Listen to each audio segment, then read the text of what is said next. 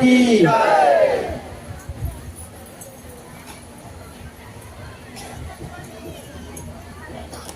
गुरुर्ब्रह्मा गुरुर्विष्णु गुरुर्देवो महेश्वरः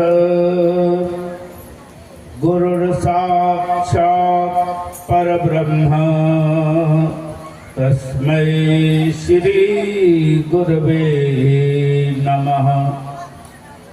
मूकं करोति वाचालं पंगुमलंघयते गिरिं यत्कृपातमहं वन्दे परमानन्दमाधवम्।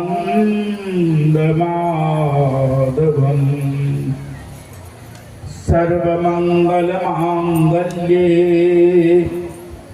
शिवे सर्वार्थसाधिके शरण्ये त्र्यंबके गौरी नारायणी नमस्तुते। सभी लोग दोनों हाथ ऊंचा करके ऊंची आवाज में जय घोष बोलेंगे। बोलिए प्रेम से श्री सतगुरुदेव महाराज की, जगत जननी श्री माता जी की जय, श्री आनंद कंद भगवान की जय, सियावर रामचंद्र की जय, उमापति महादेव की जय, वृंदावन बिहारी लाल की जय, पवन सुत हनुमान की जय, बाबा श्री बैजनाथ महाराज की जय, श्री वासुकीनाथ महाराज की जय, सनातन धर्म की जय, मानव धर्म की जय, मानव धर्म की जय। सत्संग मंच पर उपस्थित पूजनीय भाईगण, आदरणीय महात्मागण और दुमका और देवघर जनपद के विभिन्न क्षेत्रों से पधारे हुए भक्तगण, महानुभावों, गांव के बुजुर्गों, सम्मानित नागरिकों, भक्तिवती माताओं, प्यारे भाइयों बहनों और प्यारे बच्चों, बहुत देर से हम सभी लोग यहाँ भक्तों के द्वारा गाए गए भजनों का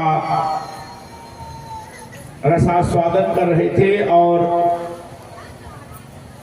पूजनीय महात्मा और भाईगण के सत्संग की त्रिवेणी में स्नान कर रहे थे। और अभी अभी पूजनीय बाई जी ने हम सभी को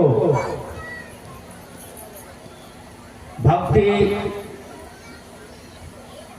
ज्ञान और वैराग्य से ओतप्रोत प्रवचनों को सुनाया और भजनों को सुनाया, हम सबको भक्ति से सराबोर कर दिया। उन्हें बहुत बहुत हार्दिक साधुवाद। श्री सद्गुरुदेव भगवान की अनुकंपा से थोड़ी देर मैं भी अपना विचार रखूंगा। अनुरोध है तन को भी और मन को भी स्थिर कर, मन को एकाग्र कर सत्संग श्रवण करें। जितनी एकाग्रता होगी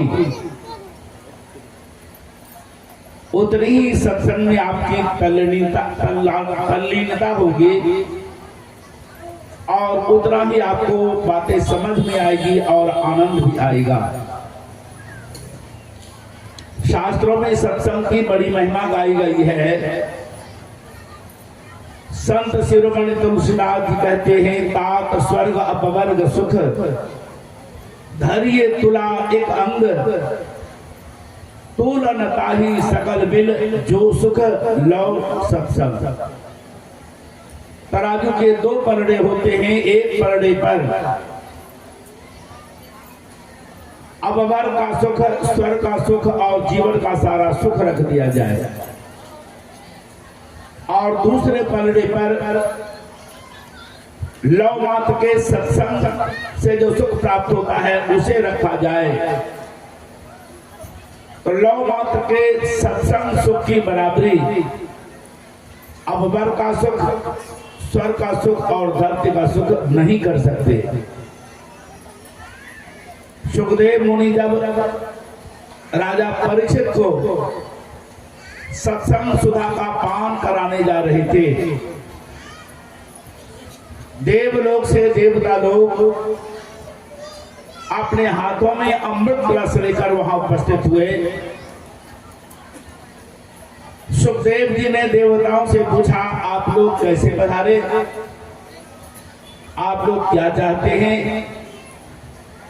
देवताओं ने परिचय दिया, देवलोक से हम सभी देवता लोग अपने साथ अमृत कलश लेकर आए हैं और हम चाहते हैं जो आप सत्संग सुधा राजा परीक्षित को देने जा रहे हैं वह उन्हें न देकर हम सभी देवताओं को दे दीजिए और जो हम अमृत कलश देवलोक से ले आए हैं यह राजा परीक्षित को दे दीजिए। हिंदी में कहावत है, ए मुंह मसूर की दाल।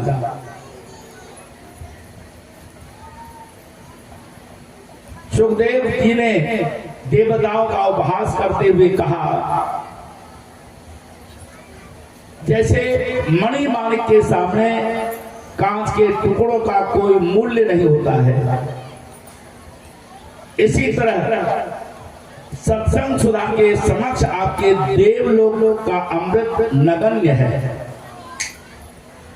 देवलोक का अमृत पान करने के बाद भी देवताओं का चरण समाप्त नहीं होता है, उनका पुनरपि जन्म और पुनरपि मरणम समाप्त नहीं होता है।